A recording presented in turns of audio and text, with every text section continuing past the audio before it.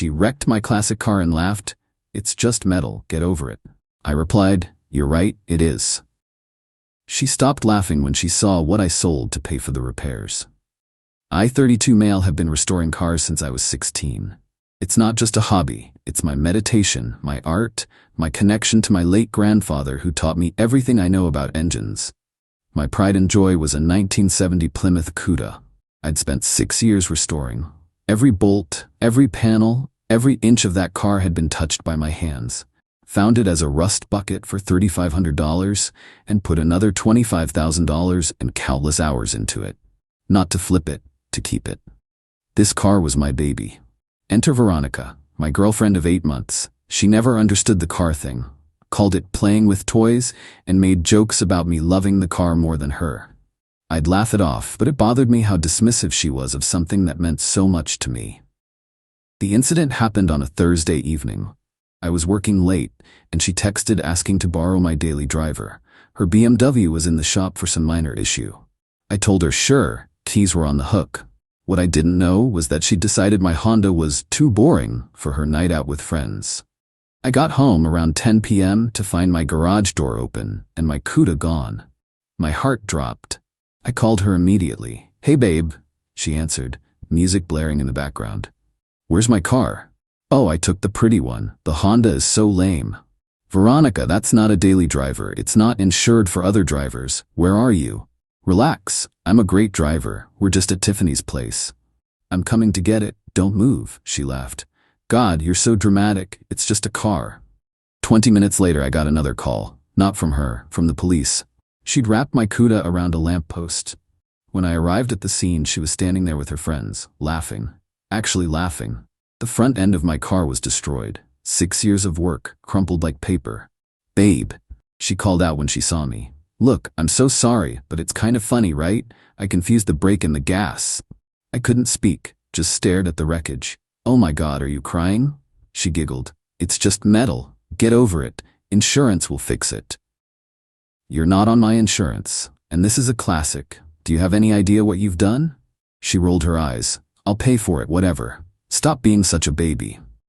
The police officer approached. No drugs or alcohol, just negligence.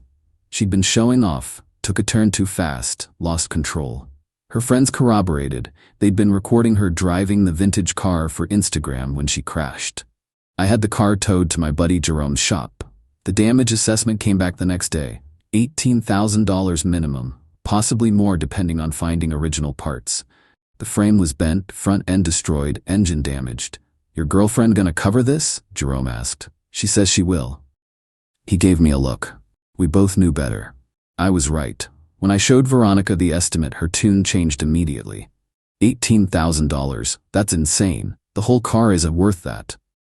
Actually, restored, Cudas go for 60–80K. Mine would have been worth more if you hadn't destroyed it. "Well, I don't have that kind of money. Can't you just fix it yourself, like you did before? With what money for parts? And the frame damage needs professional work." She shrugged. "Not my problem. Sue me if you want. My dad's a lawyer." "Your dad's a divorce attorney." "Still a lawyer. Look, I said I was sorry. Accidents happen. You need to get over this obsession with that stupid car." That's when I smiled. "You're right. It is just metal." She looked surprised at my sudden agreement. "See, I knew you'd be reasonable." "Absolutely. In fact, I've already figured out how to pay for the repairs." "Oh good. Insurance?" "No, by selling your stuff." She laughed. "What?" "Well, you live in my house rent-free. You've been driving my cars for months without contributing to insurance or gas. You have quite a collection of designer items that you keep here. I figure that should cover most of the damages. You can't sell my things. Why not? They're just things, leather and fabric. Get over it." Update 1. Veronica stormed out that night, but she left all her stuff. See, she'd been practically living with me for the past 4 months, though she maintained her own apartment. Her reasoning was that my place was nicer and more convenient to her work. Over the next day, I cataloged everything she'd left behind.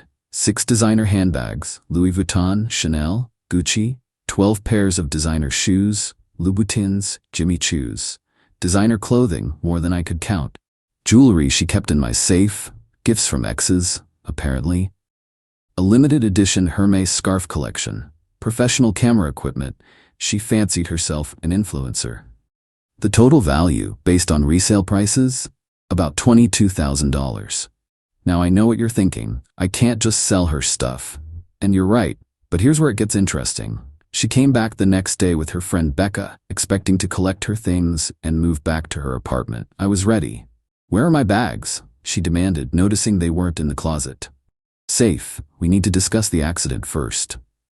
"There's nothing to discuss. I'm not paying for your stupid car." "Okay, then I need you to sign this." I handed her a document I'd had drafted by my lawyer friend. "What is this?" "An agreement. It states that you acknowledge causing $18,000 in damages to my vehicle, that you refuse to pay for repairs, and that you're forfeiting any claim to property left in my residence as compensation." "I'm not signing shit." "Then your stuff stays locked up until we resolve this." "That's theft." "Actually, it's a lien. You caused damages, refuse to pay, and abandon property in my home. I have every right to hold it until you make things right." Becca chimed in. "Just sign it, V. You weren't going to pay anyway." Veronica glared at her. "Whose side are you on?" "Girl, you crashed his car and laughed about it." "That was cold. It's just a car." I pulled out my phone, showed them a video. "This is 400 hours of restoration work. Every weekend for 6 years. Me and my grandfather before he passed. His last project with me." For a second I saw something flicker in her eyes. Then it was gone. "Still just a car?" she muttered, but with less conviction. "And your bags are just bags. Your shoes are just shoes. Sign the papers and get your stuff, or don't sign and leave without it. Your choice. This is extortion. This is consequences." She argued for another hour. Threatened to call the cops. I encouraged her to. Threatened her lawyer dad. I had his number ready. Finally, she realized I wasn't budging. "Fine, I'll sign your stupid paper. Just give me my things." "Actually, I have a better idea. Let's make a deal." Update 2, I sat down across from her. Becca was recording everything on her phone, for Veronica's protection, she said. "Perfect. Here's my offer. You pay for half the repairs, $9,000. I'll cover the rest and give you all your stuff back." "I don't have $9,000. You have a job, you make good money. That's from my expenses." "What expenses? You live here rent-free, eat my food, drive my cars." She was quiet. Option 2, I sell enough of your items to cover the full $18,000. Whatever's left, you can have back. "You can't sell my things." "Watch me. I've already had them appraised. Your Chanel bag alone is worth $4,500. Her face went pale. "That was a gift from my ex. And my car was a gift from my grandfather. Guess we both lose sentimental items." "This is different." "How?" She couldn't answer. Option 3. I continued. You move out today, take nothing, and I sue you for the full amount plus damages. Your choice. Becca whispered to her, take the payment plan, V. It's fair. Fair? He's holding my things hostage. Girl, you crashed his car and refused to pay. What did you expect? Veronica looked between us, realizing she'd lost her only ally. Fine, I'll pay the $9,000, but I need time. How much time? 6 months. 3 months. $3,000 per month. First payment due in 30 days. That's impossible. Your BMW payment is $800. Insurance is $200. You make $75 a year. Stop eating out every meal and shopping every weekend. It's very possible. She glared at me. When did you become such an asshole? When you laughed at destroying something I loved. We drew up a payment agreement. She signed it. Becca witnessed it. I gave her back her everyday clothes and toiletries, but kept the valuable items as collateral. This is degrading, she muttered, packing her things. No, degrading is watching your girlfriend laugh while standing next to 6 years of your work, destroyed because she wanted to show off for Instagram. She left that night. But the story doesn't end there. Update 3. 2 weeks passed. No word from Veronica. The first payment deadline was approaching, and I was preparing to sell her items when I got an unexpected call. Is this the owner of the damaged 1970 Plymouth? Professional voice. Yes? This is Atlantic Insurance. We're calling about a claim filed by Veronica Hendricks. My blood ran cold. What claim? She's filed a claim stating she was a registered driver on your policy and that the accident was due to mechanical failure. That's fraud. She wasn't on my policy, and the police report clearly states she lost control of the vehicle. We'll need to see that report. I sent everything. The police report, photos, even the videos her friends had posted, before deleting them, showing her speeding and laughing moments before the crash. Then I called my lawyer friend. She's trying to commit insurance fraud. Document everything. This just went from civil to criminal. 3 days later, Veronica showed up at my house, furious. You got me fired. What? My company found out about the insurance investigation. They have a morality clause, 0 tolerance for fraud. You tried to defraud my insurance company, that's on you. I was just trying to fix this mess. By committing a felony? She broke down crying. But not sad tears, angry tears. You've ruined my life over a stupid car. No, you ruined your life by being reckless, entitled, and then criminal. I just refuse to be your victim. I want my things now. Pay me the $9,000 we agreed on. I don't have a job anymore, thanks to you. Sounds like you better start selling things. Oh wait, I have them. She lunged at me. Actually tried to hit me. I stepped back, let her fall forward. You should leave before I call the police. I hate you. You're a monster. I'm someone who holds people accountable. New experience for you, I know. She left, but not before teeing my Honda on the way out. I had it on camera, added it to the file. Update 4. The next month was a whirlwind. Veronica's parents got involved. Her father, the divorce attorney, tried to intimidate me with legal threats. I forwarded him the insurance fraud evidence. He went quiet real fast. Her mother called, crying about how I was ruining her daughter's life.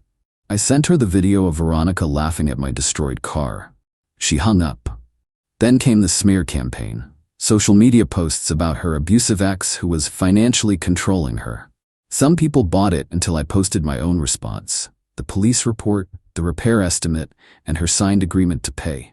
Public opinion shifted quickly. When it became clear she wasn't going to pay and was instead focused on destroying my reputation, I made good on my threat. I carefully photographed each item and listed them on various resale platforms. The Chanel bag sold in 2 days. The Louboutins went within a week. Each sale was documented, receipted, and the money went directly to Jerome's shop for parts and labor. Veronica found out when her friend saw one of her bags listed online. The texts came flooding in. That's my bag. You can't do this. Per our signed agreement, failure to pay allows me to recoup losses through your abandoned property. I'll sue you. With what money? Also, discovery will be fun when they see the insurance fraud. I hope you die alone. I hope you learn accountability. It took 2 months to sell enough items to cover the repairs. Some things didn't sell for what they were appraised at, so I had to sell more than planned. In the end, I raised $17,500 from her designer goods. The remaining $500, I covered it myself. Small price to pay for the lesson learned. Final update. My Cuda is back in my garage, restored to her former glory. Jerome did amazing work. You can't even tell she was ever damaged. Every time I look at her, I feel a mix of pride and sadness. Pride that she's whole again. Sadness that my grandfather's original work was destroyed. Veronica, last I heard through mutual acquaintances, she moved back in with her parents. Still unemployed, the insurance fraud investigation made her unhireable in her field. She tells anyone who'll listen about her psycho ex who stole her belongings. A few people have reached out to get my side. I just send them the video of her laughing at my destroyed car. That usually ends the conversation. Her friend Becca actually apologized to me last month. Said she didn't realize how toxic Veronica was until she lived through the aftermath. Apparently, Veronica expected everyone to fund her lifestyle while she was unemployed. When they refused, she turned on them too. The insurance company? They declined to prosecute but flagged her in their system. She'll have trouble getting insurance for the next decade.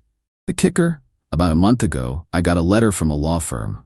Veronica was suing me for the value of her sold items. I countersued for the deductible I paid, the rental car costs during repairs, and emotional distress for the destruction of a family heirloom.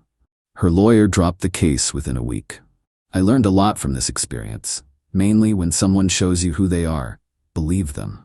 When she laughed at destroying something precious to me, she revealed her character. Everything after was just confirmation. Some people asked why I didn't just let it go, eat the cost, and move on. Simple, because actions have consequences. She made choice after choice. Taking the car without permission, driving recklessly, refusing to take responsibility, committing fraud, trying to destroy my reputation. Each choice dug her deeper. I didn't ruin her life. I just refused to let her ruin mine without consequence. The Cuda runs perfectly now. Sometimes I take her out on Sunday mornings when the roads are empty. I think about my grandfather, about the hours we spent together in the garage, about how he taught me that anything worth having is worth protecting. And when I pass by a lamppost, I don't think about the crash anymore. I think about the lesson. Surround yourself with people who respect what you love, not those who laugh when it's destroyed.